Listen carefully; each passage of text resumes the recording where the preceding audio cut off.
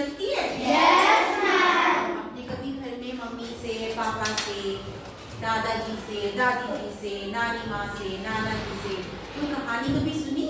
Yes ma'am. जब आप कहानी सुनते हो आपको अच्छा लगता है? Yes ma'am. कहानी सुनने में मजा आता है? Yes ma'am. क्यों आता है? मैम क्योंकि मैम अच्छी होती है सुनने में। अच्छी लगती है, इंटरेस्टिंग होती है। तो फिर आज हम भी एक कहानी सुनेंगे, ठीक है? मैं आपको एक कहानी सुनाने जा रही हूँ और कहानी हम किसकी सुनेंगे? शेर की। शेर मालूम है? Yes ma'am.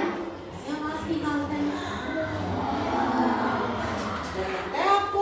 Yes ma'am. और चूहा देखा कभी? Yes ma'am. चूहा बड़ा होता है कि छोटा होता छोटा है? होता है। शेर कैसा होता है? बड़ा। और चूहा छोटा। लेकिन बड़े की और छोटे की दोनों की आपस में दोस्ती हो सकती है, एक दूसरे की मदद करते हैं तो दोस्ती बड़े और छोटे में भी हो जाती है। तो आज जो हम कहानी सीखेंगे वो कहानी है शेर और चूहे की।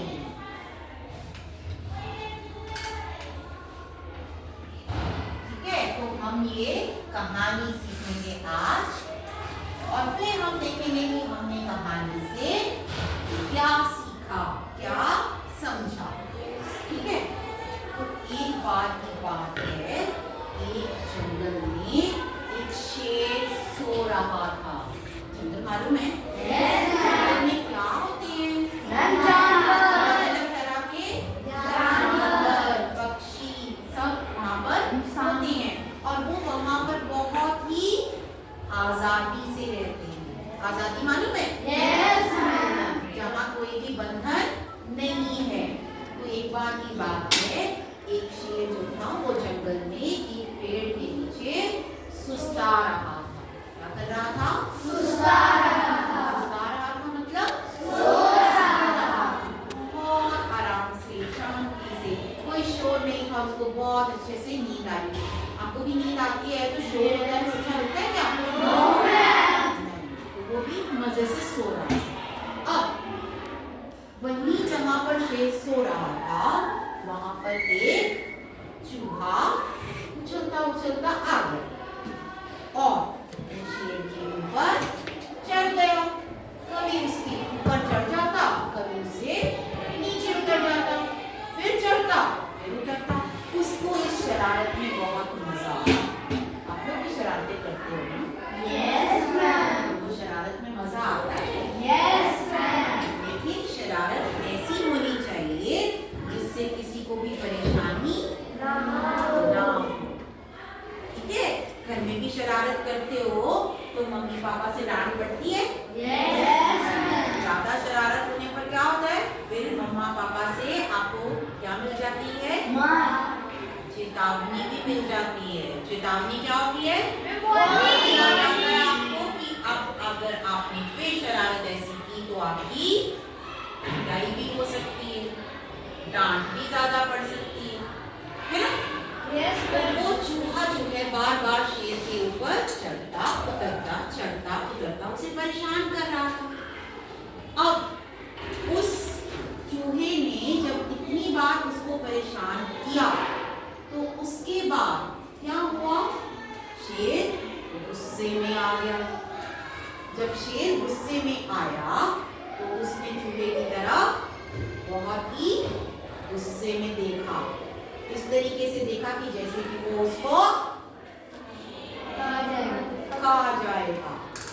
तो उसने उसे साथ ही बोला कि तुमने मुझे परेशान किया है, मैं अब तुम्हें छोड़ूंगा नहीं, मैं तुम्हें खा जाऊंगा। चूहा बोला कि नहीं, मुझे माफ कर दो। अगर तुम मुझे माफ कर दोगे तो मैं भी तुम्हारे काम आऊंगा। शेर ने बोला तुम तो इतने छोटे से चूहे हो, तुम मेरे काम कैसे आ सकते हो? चूहे ने बोला आप देखना कभी न कभी आपके काम आ सकता हूँ आपकी मदद करने। ठीक है, तो चूहे ने उसको बोला और शेर मान गया कि चलो ठीक है छोड़ देता हूँ। अब उसने छोड़ दिया उसको। ठीक है, चूहा चला गया। अब क्या हुआ, एक दिन शिकारी ने जंगल में जाल फैलाया था। उस जाल में कौन फंस गया होगा, शेर फंस गया। अब चूहे को पता चल गया कि शेर को जाल में फंस गया है। चूहे को याद आया कि शेर ने मेरी मदद की थी, तो मुझे भी शेर की मदद करने जाना चाहिए। उसके पास पहुंच गया और जाकर उसको बोला कि शेर भैया घबराओ मत, तुम्हारे जाल को तो मैं मिनटों में काट दूंगा और तुम्हें आजाद दिला दूंगा। और फिर चूहे ने क्या किया, अपने साथियों को बुलाया।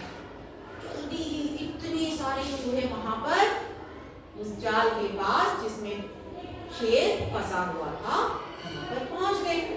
और फिर उस चूहे ने अपने साथी सभी चूहों को बोला इस जाल को काटना है।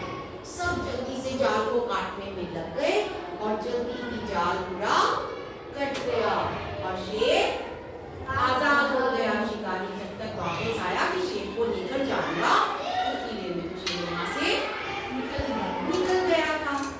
तो हमें क्या सीखने को मिला कहानी से, किसी छोटा या बड़ा हम सोचकर नहीं देख सकते कि कोई मदद नहीं कर सकता किसी की। छोटा भी जो है वो इंसान या कोई जीव, बड़े जीव की भी मदद कर सकता है। और अगर हमारी कोई मदद करता है तो उसके बदले में हमें भी उसकी मदद करनी